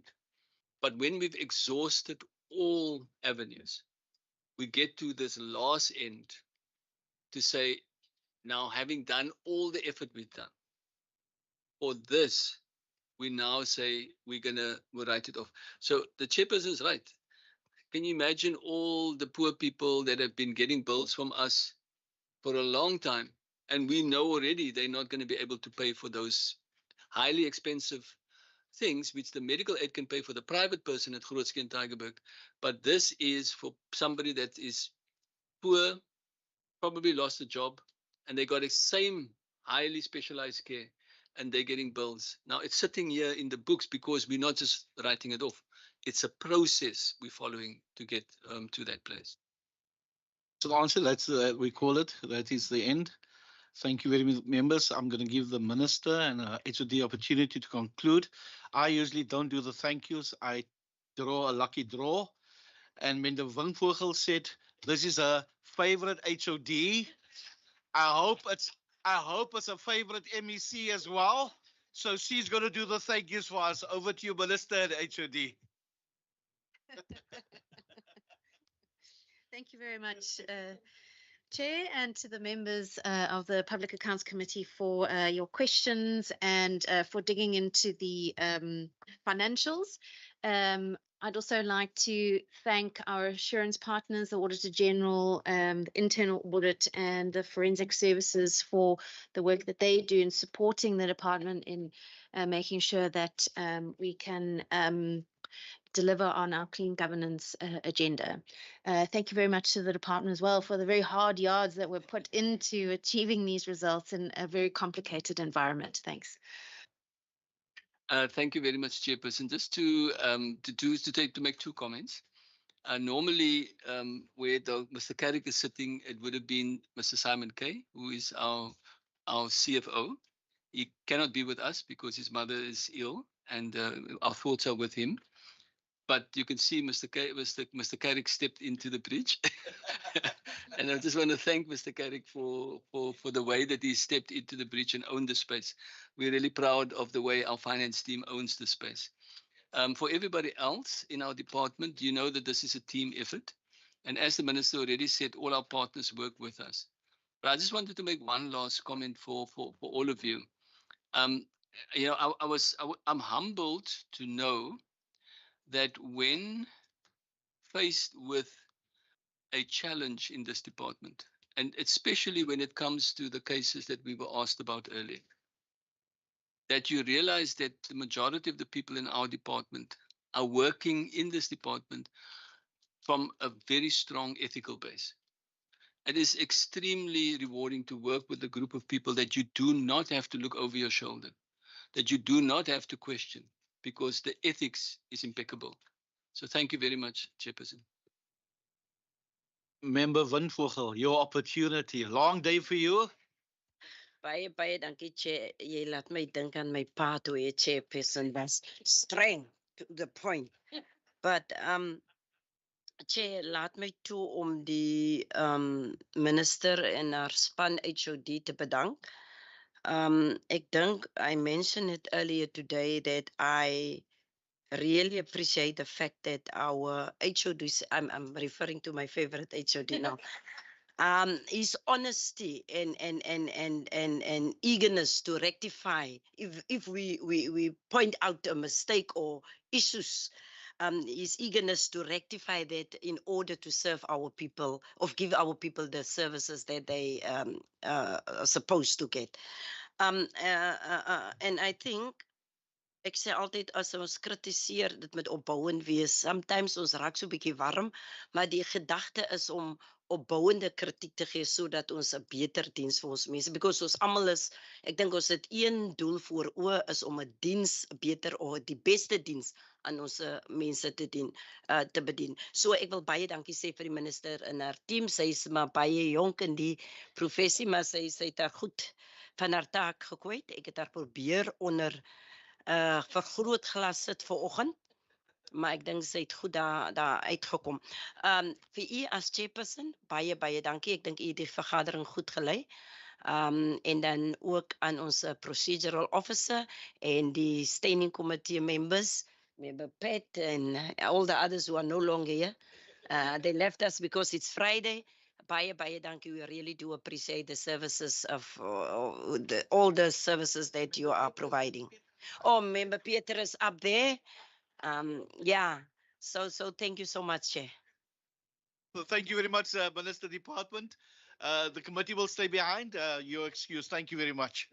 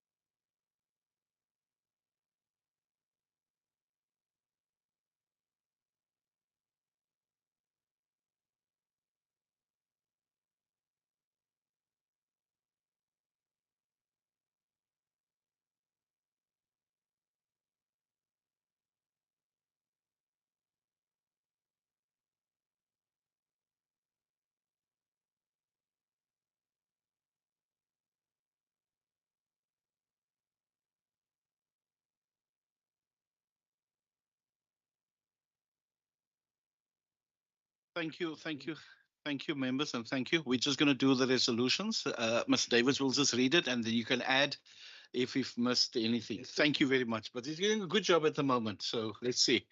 Thank you, Chairperson.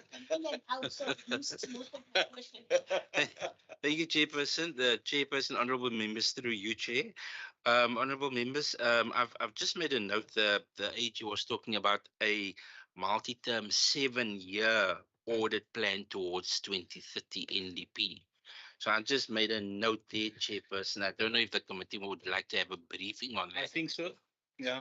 On that, okay. So that is a resolution for a briefing on that. Then Member Van Wyk spoke about the in-year budget cuts and how it and the associated risks of it, especially on service delivery for the department. So that was a concern which we will put in the report for this department from Scopache. Then, Chairperson, there's a few documents due to the fact that the department could not outright answer some of the questions from the committee members. It was the service maintenance extended contract on page 198 under PFMA. It was the fresh meat to Tigerberg delivery, page 194. And it was the fruitless and wasteful expenditure that was not recovered, the 30,000, which they indicated that they can give us a follow-up report, Chairperson. Then, Chairperson, just on page 253, the provision for the exit gratuity to the former minister. They've indicated that they can give us just a report on that as well, how they came to that amount. Chair, that is all that I have basically gotten from all the questions and the answers, Chair. I think there's the two things that when I looked at the high risk areas, they've answered it, but I would like to, because they said this, I'm very worried about the staff safety and well-being. So I would want to see a plan on that, and then associated with that is the unsafe care by community mental health facilities. Yes. Maybe if we can get documentation on those two, because I know it's a problem. You know, these the staff safety is a major problem. That's why I've mentioned it, because a doctor said to me he went in, and when he came out, his car was burgled. His radio and stuff was out. And I mean, you must take care. And these guys are putting their lives at risk, and then they park their vehicles, and they're not even safe getting into the hospital. So it's a major thing. I think we should get a briefing on that. Member Van Wyk? Yeah, I think perhaps just, while they are looking at those risks, to me, the additional risk really goes on call it maintenance of the buildings, maintenance of the infrastructure, maintenance of the equipment. So, it's whatever has been lost through these cutbacks now that they've had to postpone or not deal with is going to have to be dealt with. So therefore, that they try and report on what that knock-on effect is, because it's not only on the staff, it's on the whole system. Can I just say, so what they must do, they must give us our infrastructure budget and on the maintenance of facilities, something like that. I want to couple it with finances, so that's what I'm saying. Yeah, we'll find something. Member Lekker? Thank you, Chair. You would forgive me. I was in and out. I had a serious crisis to attend to. But Chair, in the morning, I followed up when there was a discussion on the tender process that was awarded to BLC. So I would have wanted to ask a question in relation to that. So maybe I can ask as a way of a resolution that maybe we get to understand what has happened there. Ne? And yes, you are right. I did make a note whilst they were presenting on this thing of mental health. Yeah, so I think in terms of the standard of care, we must get to understand what exactly is happening there. So if we can just get the sufficient information regarding the tenders awarded to BLC and that too. Let me see if I did not make any notes after that. Can I just, before I forget my one, mine was also the extension of the contracts because it increased substantially and they couldn't give the answers on that. I'll give you the, I've marked it, so I'll give you the, yeah, I'll give you the two. Yeah, that's right. Thank you. 194, I've got it. Yeah. And maybe, Chair, at some point, I don't know, but I will say this either way. At some point, we need to look into the issue of privatizing security. You see, if you go to these private companies, especially the parking, for each level, you've got a security stationed in that post, whilst in government, you don't have such. I had a funny experience at KTH one night, and I'm told, Sisi, you must check properly where you've parked your car because you may come out and it's gone. And no else, it's a Toyota. We all know Toyotas are very easy to steal. Now, if you are told that by a security, it's either they are understaffed or the systems in that institutions are not proper. Because if you've got cameras and they are being monitored, it's better. But also, if you look at the value of contracting a security company compared to if a department could hire its own security staff, I don't know, maybe there's a need for such conversation. Okay, yeah, go member. What we must perhaps just is this whole, because you got this problem across the entire government, that to review how they manage security and what is the most cost-effective way and productive way to do that. So you see, remember now it doesn't pertain to health alone; it's to other areas. So then it must go to community safety. Then we can maybe just pass it on to community safety that they look at the security issue. And I think that's maybe the best. How do we usually do that? Yes, Chairperson. So what we can have, Chair, is that we can, because the standing rule does allow the scope to refer cases or matters to the standing committee and ask them for a report back in the form of a report or minutes, Chair, or we can have a joint meeting, Chairperson, with the standing committee, with those two departments, etc., on, and then just have a joint oversight on that, Chair. Member Van Wyk?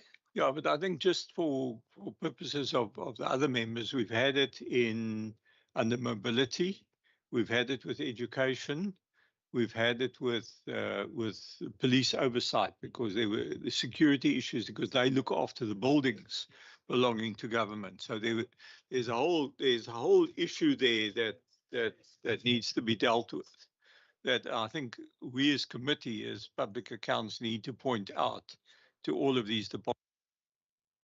Yeah. I think that's it, members. Thank you very much. Have a good weekend. We're back on Monday. Provincial Treasury.